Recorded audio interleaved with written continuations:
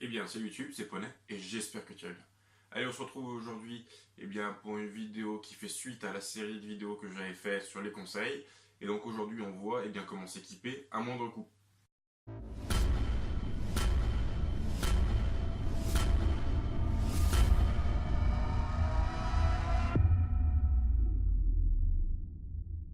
Allez, comme je te l'ai dit, on va essayer de s'équiper à moindre coût. On va voir en tout cas comment essayer de réduire les coûts. Le constat, il vient de quelque chose d'assez simple. Sur le terrain, de plus en plus de joueurs viennent à s'équiper avec des produits complètement cheapos afin de réduire les coûts. Alors, ce qu'on va essayer de voir, ça va être de réduire les coûts des achats afin de ne pas lésiner sur la qualité. Alors, on va essayer de faire descendre le prix d'objets un peu plus chers, donc de meilleure qualité, afin d'augmenter la qualité de ce qu'on amène sur le terrain, tout en gardant un taux de dépense égal à ce qu'on avait prévu de faire. Alors du coup, pour qui la vidéo est destinée? Absolument tous les joueurs. On va aussi bien parler d'une paire de chaussettes à une vision nocturne, c'est-à-dire qu'on va s'ouvrir sur des recherches qui vont être adaptables à tous et à tout type d'équipement. Alors comment est-ce qu'on va faire? Vous allez voir, il ne va rien y avoir de magique, on va essayer de professionnaliser son équipement. C'est-à-dire, jusqu'à maintenant, l'airsoft, c'est un loisir qui attire de plus en plus de personnes et donc qui ouvre une plus grande part de marché. Ça, les entreprises, elles l'ont compris et elles viennent s'engouffrer dans cette part de marché. Certaines entreprises, par exemple, A-Files ou Emerson, ce sont des entreprises qui se sont spécialisées dans la création d'équipements pour l'airsoft, c'est-à-dire qu'ils prennent de l'équipement militaire déjà existant et ils vont en faire une copie de moins bonne qualité afin de réduire les coûts de fabrication et ainsi réduire les coûts de vente. Donc pour l'airsofter qui les achète, pour lui c'est rentable. Pour ses besoins, c'est-à-dire de 8 heures de jeu dans le dimanche, avoir un produit un petit peu moins cher pour lui c'est intéressant. Le problème, c'est que au moment où il va vouloir garder son équipement 1 an, 2 ans ou plus, là ça va poser problème parce que cette fabrication plus cheap, forcément elle se ressent à un moment donné. Alors aussi bien, lui c'est pas bien grave s'il a besoin de le changer au bout de 2 ans parce que si ça craque au bout de par exemple 20 heures d'utilisation, lui il va toujours pouvoir le faire. Le problème c'est que si on faisait ça à des militaires, s'il devait partir 6 mois en zone de conflit et qu'au bout de 3 jours ou une semaine il y a des poches qui craquaient, là ça serait complètement compliqué. Donc ce qu'on va faire, c'est qu'on va essayer de s'approcher de l'équipement militaire. Le problème c'est que l'équipement militaire, comme je le disais, de meilleure qualité, donc plus cher. Donc on va essayer de réduire les coûts de ces équipements militaires. Et pour ceci, on va partir d'un constat qui est plus simple. Le monde militaire est beaucoup plus ouvert que le monde de Airsoft, forcément, et donc il y a plus de marques, plus d'entreprises qui s'ouvrent, et donc les prix chutent petit à petit. Déjà, on va essayer d'aller s'ouvrir et faire en fait la concurrence entre les différentes marques. Et ensuite, on va travailler aussi bien sur le marché du neuf que sur le marché de l'occasion.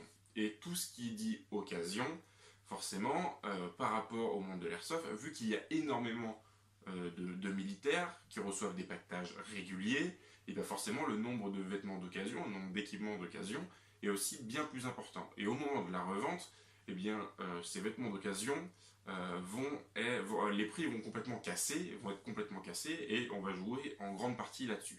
Mon but, ça va pas être de vous faire changer votre tenue du jour au lendemain. Ça, c'est pas possible. Déjà, on voit qu'une tenue, la création d'une tenue de A à Z, ça va se faire sur un long terme, ça se fait pas en une seule journée.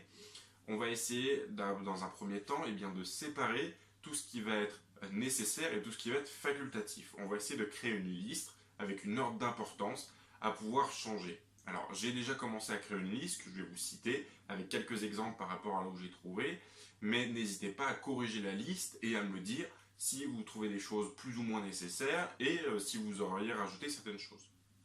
Cette liste, elle a simplement pour vous aider au moment où vous allez devoir acheter ou racheter de l'équipement, à gérer quel est le budget que je peux mettre et est-ce que ça vaut le coup que je mette un budget haut ou est-ce que ça vaut le coup que j'attende un petit peu et que j'essaie de trouver le moins cher possible. La première chose nécessaire que je trouve, ce sont les lunettes de protection. Alors attention, selon les terrains, certains vont accepter d'avoir des lunettes simples, d'autres des masques. Peu importe. On peut esquiver le marché de l'airsoft, qui est un grand marché surtout dans les lunettes de protection, afin d'aller sur le marché professionnel. Pour nous, en France, on a la chance d'avoir des forces de l'ordre et les forces militaires qui sont équipées avec des masques de la marque Bollé et ESS. Je vous conseille d'aller voir en surplus militaire. On peut trouver facilement des produits de la marque Bollé et de la marque ESS en proche neuf ou même neuf à des prix défiant toute concurrence. Il faut savoir par exemple pour les Bollé X800, ce sont des modèles extrêmement connus avec, eh bien, c'est un masque et ça va nous permettre d'être complètement protégés et en plus ça va recevoir des normes militaires. Il n'y a aucun souci pour nos billes d'airsoft, hein. Ça va résister à du plomb, donc il n'y a absolument aucun souci pour nos billes d'airsoft, elles seront aux normes. Pour les lunettes simples, les lunettes branches, je peux vous conseiller par exemple les ESS Crossbow ou les ESS Ice 3, qui sont des lunettes qui sont utilisées aussi bien par nos armées que par nos forces de l'ordre, et donc qui sont régulièrement trouvables sur le Bon Coin ou en surplus militaire. Et également, régulièrement, la marque ESS propose en neuf dans des braderies ou alors au moment de vente privée. Donc là, à ce moment-là, je vous conseillerais le site soit vente privée, soit Private Sport Shop. On peut trouver des réductions sur ce genre de lunettes. En deuxième point, tout aussi nécessaire, je mettrai des chaussures. Les chaussures, c'est là où on va pouvoir gagner le plus d'argent, mine de rien. Et ça, mine de rien, c'est intéressant. Le constat m'est venu il y a peu, au moment où il a fallu que je change mes chaussures, par rapport à mon budget, je ne trouvais rien, et mon budget était beaucoup trop bas par rapport à la qualité de chaussures que je voulais. À savoir, une bonne paire de chaussures, il faut compter environ 200 € minimum. Et le problème, c'est que si on n'a pas des bonnes chaussures et qu'on se retrouve sur le terrain, un terrain qui est escarpé, qui est difficile, avec des fois la fatigue, donc on n'assure pas spécialement nos pieds, on risque de glisser et de se faire une cheville. Si c'est pour un dimanche et qu'on n'est pas bien loin, ben malheureusement on va passer une soirée aux urgences. Par contre, si on est en OP et qu'on a 8 km à marcher pour revenir au point de départ, là ça risque d'être vraiment compliqué. Chaque armée possède ses rangers, et ça, par chance, l'armée française, eh bien, en plus d'avoir ses rangers cuir qui sont connus maintenant de tous, équipe depuis un petit moment, eh bien, des rangers de la marque Lowa. Ce sont d'excellentes chaussures de marche que je ne peux que vous conseiller. Ce sont des chaussures qui valent environ 200-220 € dans le civil, mais vu qu'elles sont fournies à tous les militaires et qu'elles se retrouvent donc facilement dans le marché de l'occasion, eh bien, on va pouvoir trouver sur des sites, eh bien, de vente de particulier à particulier, par exemple eBay ou Le Bon Coin, on va retrouver des chaussures d'une valeur de 200 ou 220 € à des prix entre 40 et 50 €. Et ça, c'est vraiment intéressant. Parce que sur ce budget, on va pouvoir marcher avec des chaussures qui valent 4 fois notre prix et qui sont dans un état presque neuf, sous blister pour la plupart. Dernière chose extrêmement importante pour moi à mettre en priorité dans le budget, ça va être une poche d'hydratation. Déjà, bien évidemment, il faut obligatoirement une poche d'hydratation quand on fait de l'airsoft. C'est une activité physique. Passer des fois 6 heures ou 7 heures sans boire, c'est n'importe quoi. Mais avoir une bonne poche d'hydratation, c'est se prémunir de tous les encontres qu'on peut avoir si on avait une poche d'hydratation qui claquait dans le dos. On est souvent amené à tomber sur le dos, à glisser, à sauter, à se jeter. Si c'est pour percer sa poche d'hydratation, parce que c'est une poche d'hydratation complètement chipos à 5 balles, et qu'on se retrouve déjà avec 3 litres d'eau qu'on était censé pouvoir boire, qu'on ne peut plus boire parce qu'ils sont par terre, et en plus qu'on a la moitié du dos et la moitié du ben qui est complètement trempé, on risque d'avoir froid, on va passer une mauvaise journée, et ça risque d'être dangereux. Donc avoir une bonne poche d'hydratation, ça c'est primordial.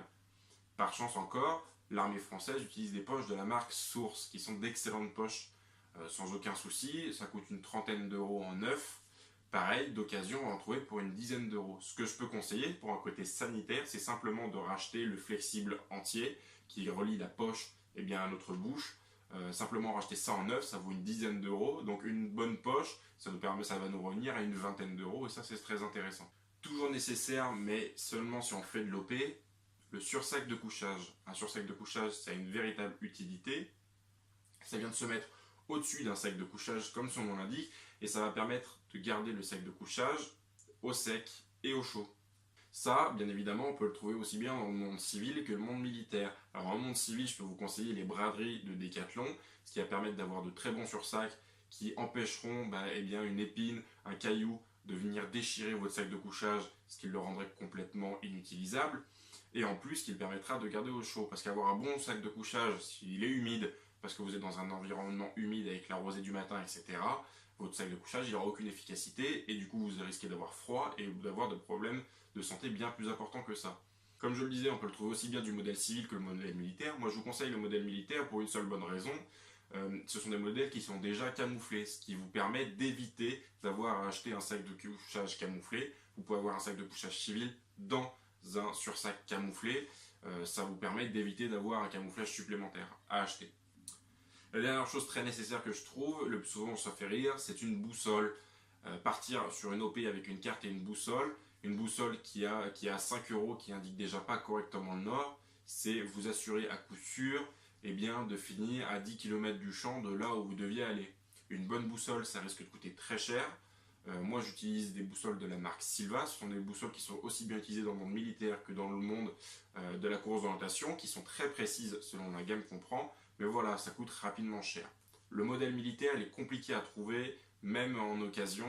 Moi, ce que je peux vous conseiller à ce moment-là, c'est pareil, ce sont les ventes privées. Silva fait régulièrement des ventes privées et avec des réductions allant de 20 à 30% sur la boussole. Si vous avez le temps, que vous avez la possibilité d'attendre un petit peu, d'avoir ce genre de réduction, il faut regarder régulièrement sur internet, mais ça peut être bien plus intéressant ou faire quand même quelques réductions sympas. Un petit peu moins nécessaire, mais tout aussi utile, le pantalon. Le pantalon, pour moi, c'est l'équipement vestimentaire qui va prendre le plus de choc du terrain. On va régulièrement ramper avec, on va se frotter, on va passer dans les ronces. C'est l'équipement vestimentaire qui va prendre le plus cher dans notre jeu. Et le problème, c'est qu'avoir un pantalon de mauvaise qualité, c'est risquer d'avoir une déchirure en dessous de la braguette, au niveau du genou, etc. et de prendre vite froid. Pour moi, avoir un bon pantalon, c'est primordial et c'est l'équipement vestimentaire que je achèterai en priorité. Là, encore une fois, par chance, l'intégralité des armées possède des pantalons. Donc là, on a de la chance. Le problème, c'est qu'aller dans le modèle militaire, ça veut dire accepter le camouflage militaire de son armée. Alors, aussi bien en France, il va être facile de trouver du CE, donc du Centre Europe. Le problème, c'est que si on veut avoir un camouflage un petit peu plus atypique, là, ça va être compliqué. Il va falloir soit le faire importer, soit ce que je conseille à ce moment-là, c'est d'aller dans des marques d'airsoft haut de gamme. Donc forcément, on va les payer un peu plus cher. Par exemple, mon pantalon, si vous avez vu mon loadout, c'est un pantalon de la marque OPS, qui reste une haute gamme dans le marque de l'airsoft. C'est-à-dire que c'est une marque faite pour l'airsoft, qui est assez chère, un petit peu moins chère que les marques haut de gamme de professionnels, mais qui reste quand même assez cher. Là, il va falloir prendre son mal en patience parce qu'avant d'avoir des promotions, ça va être beaucoup plus compliqué. Là, il vous restera que le marché de l'occasion de civil à civil pour essayer de faire des affaires. Je sais que ça reste compliqué. Maintenant, si vous n'êtes pas regardant sur le camouflage, par exemple, un pantalon de camouflage de l'armée française, sur le bon coin, ça doit valoir 20 euros alors qu'il est encore sous blister. Allez, je continue avec la parka ou le kawaii. C'est pareil, pour moi c'est primordial. Déjà en OP, c'est obligatoire. Simplement parce que s'il flotte pendant 8 heures, ça va entartrer directement le moral des gens. Être trempé, il n'y a rien de pire. Et en plus, il suffit qu'il y ait un petit vent froid pour que automatiquement ça te glace le sang. Donc avoir une parka qui protège déjà la personne, c'est déjà bien. Mais en plus, elle permet de protéger l'équipement. Elle protège la suite de l'OP. S'il y a une grosse averse pendant 2 heures, mais que l'intégralité de ton équipement est mouillée parce que il n'était pas protégé par une parka, ça veut dire que toute l'OP, tu vas la faire avec des vêtements mouillés. Donc avoir une bonne parka qui ne risque pas de se déchirer et puis qui te permettra également de faire autre chose comme de monter un abri, de monter une tente, ça c'est primordial. C'est pareil, si le camouflage ne te rebute pas, tu vas pouvoir aller directement sur le camouflage de ton armée. Mais si tu désires avoir un autre camouflage ou être de manière plus générique, c'est pareil, tu vas pouvoir retrouver par exemple chez Decathlon des camouflages type Realtree, donc le camouflage des chasseurs, ou alors simplement quelque chose de marron, de sombre. Spécial OP maintenant, à nouveau, je dirais le sac de marche. Un sac de marche, c'est quelque chose qui est primordial, surtout si on va marcher 8 heures ou 10 heures avec. Il suffit qu'il soit chargé à 20-30 kg, ça peut devenir vite un véritable enfer si c'est pas un bon sac. Ce que je peux conseiller à ce moment-là, c'est pareil, c'est le sac de l'armée de ton choix. Il est plus facilement trouvable et sera également bien moins cher. Quand on voit qu'un sac pour l'airsoft, par exemple de marque Condor, va coûter environ 200 euros et que sera de moins bonne qualité qu'un sac de la marque Blackhawk, par exemple, qui est fourni à l'armée française et qu'on va trouver d'occasion à une cinquantaine d'euros, personnellement, mon choix est vite fait. Donc là, au-dessus, pas de souci, va voir sur le bon coin, tu vas en trouver des centaines. Ou au pire, en surplus militaire. Toujours dans un ordre chronologique d'achat de matériel, je mettrai à ce moment-là le sac de couchage. Alors le sac de couchage, pour moi, il est de la même qualité quand il est du modèle civil ou du modèle militaire. Maintenant, je m'orienterai plus facilement sur un modèle militaire, Et bien simplement parce que chaque militaire en possède un, c'est pareil, il n'a pas spécialement dormi dedans, il ne l'a pas spécialement utilisé parce qu'il avait peut-être le sien perso ou qu'il en avait déjà reçu un au moment de ses classes. Par contre, ce qui va être intéressant, c'est qu'au moment où il va le revendre comme un effet qui lui avait été donné, donc à des prix un peu plus bas pour être sûr de le vendre, parce que lui, pour lui, c'est que de l'argent gagné. Un civil, quand il aura acheté un bon sac de couchage, s'il l'a acheté, c'est pas pour rien. C'est parce qu'il sait qu'il y a mis le prix, il voulait avoir un bon sac de couchage, et au moment où il va le revendre, il va connaître quel prix il l'a acheté. Donc forcément, il va le revendre un peu plus cher. Avoir un bon sac de couchage militaire, c'est aussi avoir un sac de couchage qui sera adapté à son sursac de couchage. Donc tout va bien rentrer correctement. Et puis le plus souvent, ils sont un petit peu renforcés au niveau des pieds parce qu'ils savent que les militaires, ils aiment bien rentrer directement habillés dans leur sac de couchage et donc avec leurs rangers aussi. Elle est un petit peu moins utile, mais je le mettrai dans la catégorie agréable. Et bien je mettrai les vêtements thermorégulés. Alors qu'est-ce que c'est et pourquoi est-ce que je le mets dans la catégorie agréable? Alors les vêtements thermorégulés, ce sont des vêtements techniques qui vont nous permettre d'agir dans un lambda de température le plus élevé possible. À savoir, un t-shirt par exemple, quand il fait 10 degrés, on est bien. Quand il fait 20 degrés, on est bien. Par contre, en dessous de 10 degrés, on n'est pas bien, on a froid. Le vêtement thermorégulé, son but, ça va être d'augmenter ce lambda de température. Parce que simplement, quand vous avez froid, la première chose que vous faites, vous mettez un pull. Mais quand vous avez trop chaud, vous devez l'enlever. Ça, dans le civil, il n'y a pas de problème. Le problème, c'est que sur le terrain, c'est différent. Au moment où on va devoir attendre pendant 1 heure sur un point, on va commencer à avoir froid. Il va falloir qu'on court 10-20 minutes pour aller sur un autre endroit. On va réattendre 10 minutes, on va avoir froid à nouveau. On va se remettre à courir, on va avoir chaud. Et ça, mettre et enlever un pull, c'est un petit peu la galère et on va prendre beaucoup trop de temps. Ou alors, ce qu'on va faire, c'est qu'on va courir avec le pull, on va transpirer, on va dégager de l'eau qui va au moment au contact du vent ou de l'arrêt de l'effort nous rendre encore plus froid, nous donner encore plus froid. Donc voilà, ça c'est horrible. Avoir des bons vêtements thermorégulés, ça va permettre de pouvoir attendre 1 heure au chaud. Au moment où on va commencer à courir, le vêtement va se thermoréguler justement pour éviter qu'on ait trop chaud, qu'on transpire trop. Et au moment où on va pouvoir attendre, on n'aura pas froid à nouveau. Donc avoir des bons vêtements thermorégulés, moi ça je vous le conseille. C'est plus qu'agréable. Ça peut vraiment au moins vous esquiver le fait de devoir prendre des grosses doudounes ou des polaires en plus dans votre sac que vous devriez sortir ou pas en permanence. Pour ces vêtements thermorégulés, je peux vous conseiller la marque Arc'teryx ou la marque Ulfroté. Ce sont deux marques qui ont des gammes aussi bien civiles que militaires, qui sont de très bonne qualité, il n'y a absolument aucun souci là-dessus. En occasion, je ne vous les conseille pas spécialement, malheureusement.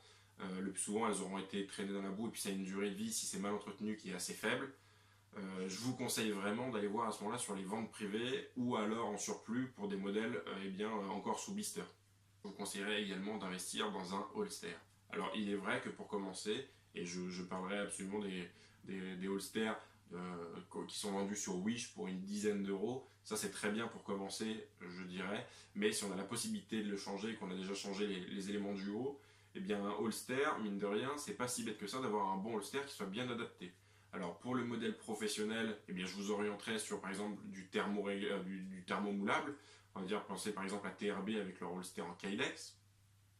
Ou alors simplement avec des holsters qui sont modulables. Par exemple le Warrior Asso System qui est vraiment terrible là-dedans. Mais le constat vient de déjà avoir un holster, c'est quelque chose qui est en permanence soumis à contraintes. Quand on s'assoit, quand on tombe, voilà, c'est toujours le holster qui prend dans les premiers. Mais avoir un holster qui casse en partie, ça devient vraiment chiant. Ça veut dire qu'on se balade avec un PA dans la poche. Si on n'a pas laissé le PA sur le terrain parce qu'on n'a pas vu qu'il s'était cassé, on se balade avec un PA dans la poche. Et puis, grand nombre d'airsofters auront connu le problème du holster qui fait tomber les chargeurs de PA. Alors un chargeur de PA ça coûte 35 euros, quand on voit qu'un bon holster pour une quarantaine d'euros on peut en avoir, des fois le choix est vite fait. Pareil, combien d'airsofters ont déjà eu des holsters de cuisse de qualité plus ou moins médiocre qui viennent bouger de gauche à droite quand on court, il n'y a rien de pire. Là pour le coup il vaut mieux se dire d'investir dans des bons holsters parce que devoir gérer son holster sur le terrain en permanence, c'est s'occuper l'esprit à autre chose que le jeu et donc du coup passer à côté de certaines choses. Voilà, cette liste elle est maintenant terminée. Cette liste elle est amenée à évoluer et à être évoluée par vous. C'est-à-dire que j'ai pu oublier ou rajouter des choses. N'hésitez pas à m'en faire part. Par exemple, vous avez vu que je n'avais pas parlé des gilets tactiques. Eh bien, pour la simple et bonne raison que pour moi, le gilet tactique, même si on en prend un chip, du moment eh bien, qu'il est adapté à nos besoins et qu'il ne laisse pas tomber nos chargeurs et qu'il ne se détruit pas directement, eh bien, on peut tout à fait l'utiliser pour l'airsoft. Du moment qu'on ne porte pas des vraies plaques par balle et de vraies plaques de gilet par balle en dessous, eh bien pour moi, il n'a pas spécialement l'efficacité. Par contre, pour vous, c'est peut-être quelque chose de différent. N'hésitez pas à me le dire. À ce moment-là, eh bien, rajoutez-le sur votre liste d'achat, sur votre nécessité d'achat. Maintenant, ce n'est pas parce qu'un équipement n'est pas dans la liste qu'il ne faut pas après le professionnaliser par la suite. Le but étant à la fin d'avoir un équipement intégralement professionnalisant, ou professionnalisé, pardon, parce que c'est un équipement qu'on n'aura pas besoin de faire attention lorsqu'on va jouer. Et comme je l'ai dit pour le holster, si on a un élément de l'équipement qui eh bien, nous fait stresser en jeu parce qu'il faut que je fasse attention quand je m'assois, il faut faire attention quand je marche, etc. Eh bien, ça occupe une partie de notre esprit et c'est une partie de notre esprit qui ne joue pas lorsqu'on fait de l'airsoft. Bon, j'espère que cette vidéo, quand même, elle aura pu vous aider un petit peu. J'espère que ça vous aidera à franchir le pas eh bien, sur de l'achat professionnel ou que ça vous aura donné des idées et ouvert un petit peu eh bien, les portes pour pouvoir aller trouver du matériel dont vous auriez eu besoin et que vous n'aviez pas le budget. N'hésitez pas, eh bien, comme je vous l'ai dit, à me dire ce que vous auriez rajouté et où est-ce que vous l'auriez acheté. Parce que bah, c'est ça, hein, les espaces commentaires, c'est aussi pour se donner des conseils les uns les autres. Je ne connais pas tout. Donc voilà, n'hésitez pas. J'espère eh bien, que la vidéo vous aura plu. Et puis il ne me reste plus qu'à vous remercier. Et puis bon jeu.